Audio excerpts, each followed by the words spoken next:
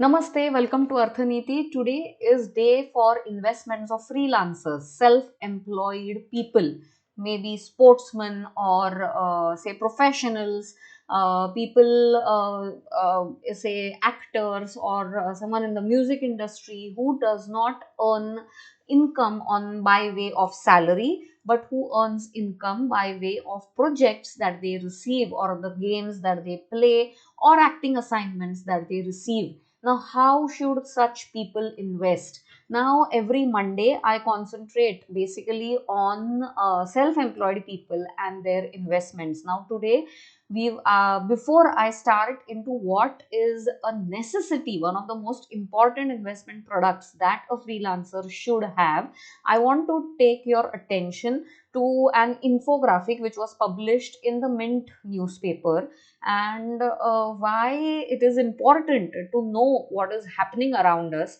and how we can beat inflation and how we can keep our investments on track because of what is happening around us is what this infographic will help you to understand.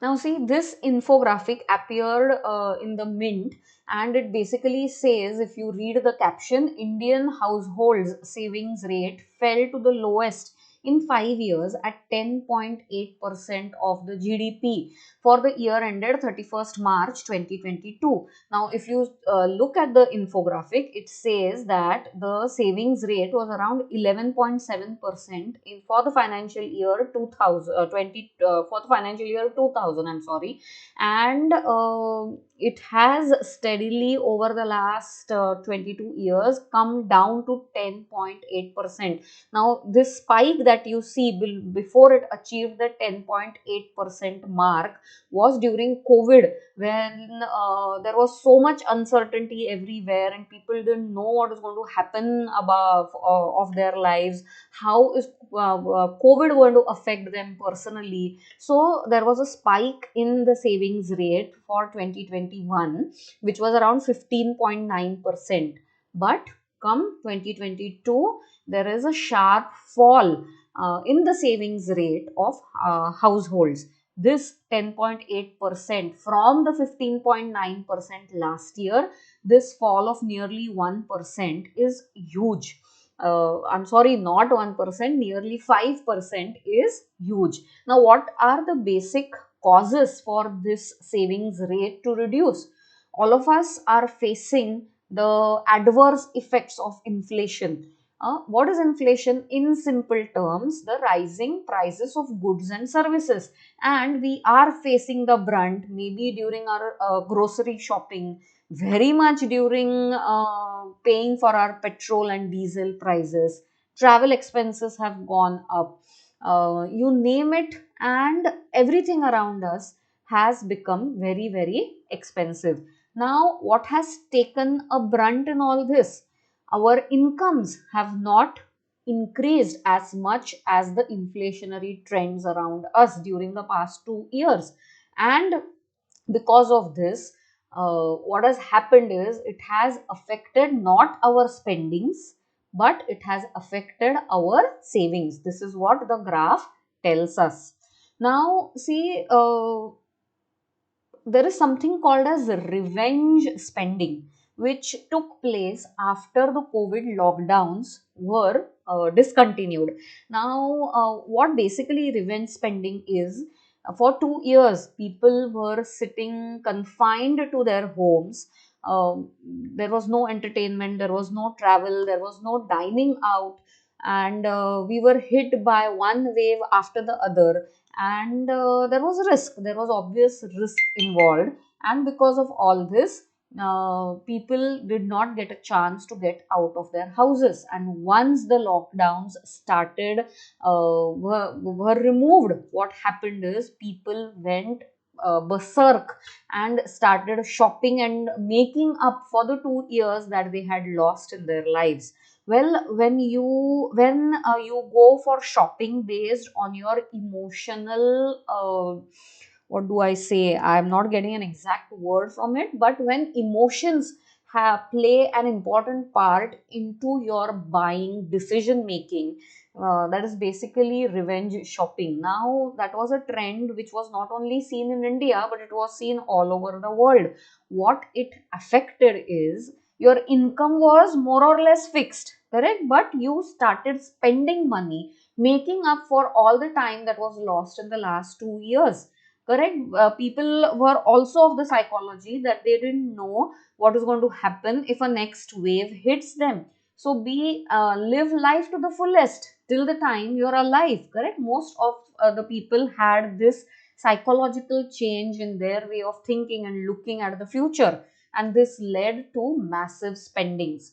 Now something had to bear the brunt of all this, and what did happen is savings lost the race. Correct? We saw a 5% nosedive in the savings rate. Now, if you are a freelancer, if you are a sportsman, if you are a self employed person, a professional, it is a known fact that you do not receive a fixed monthly salary. What you receive is the income, a sporadic income, as in when you receive assignments or a project.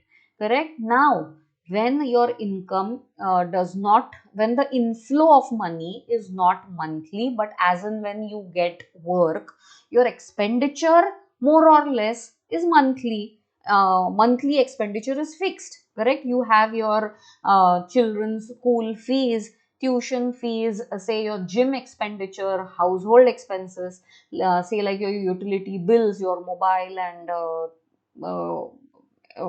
and petrol bills, electricity bills, right? Grocery shopping, and say if you have a rented house, then your monthly rent is a fixed sum that is going to flow out of your bank accounts every month. If you have your own house taken on a loan, your EMI amount is a fixed sum that is going to go out of your bank accounts, correct? So when your income is not fixed but your outflows are fixed, what has resulted in was seen in the last infographic that I had shown you. Now, how do you stick to your investment plan when such things are happening? See, one of the easiest way to stick to your investment plan is to automate it.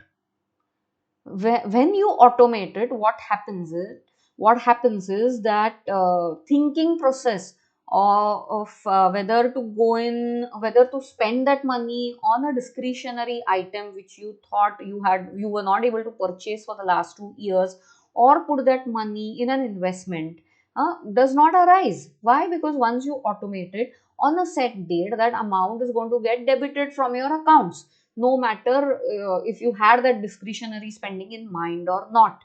Now, how best can you do it? Which is the best possible way through which you can automate your investments and keep your investment plan on track?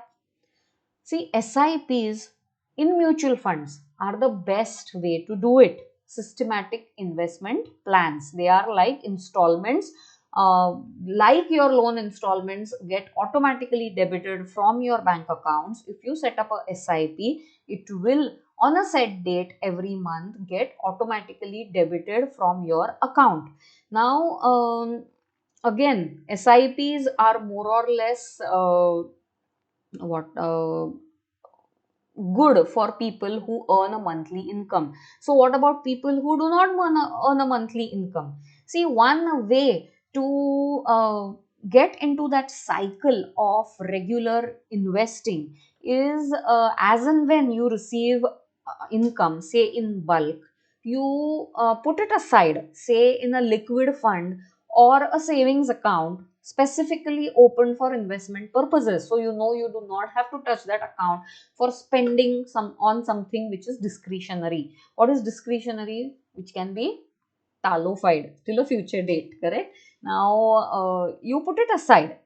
Putting it in a liquid fund is the easiest way to get into that habit of setting up an SIP. Now, what happens in SIP is the installment gets automatically debited in your savings account. So, you need to have that balance in your savings account every month before the SIP due date. Now, if your income is sporadic and you get money in bulk, but they do not like you, that income is not received say every month. You transfer that bulk money in a liquid fund and set up a STP, a systematic transfer plan, from that liquid fund into the mutual fund of your choice.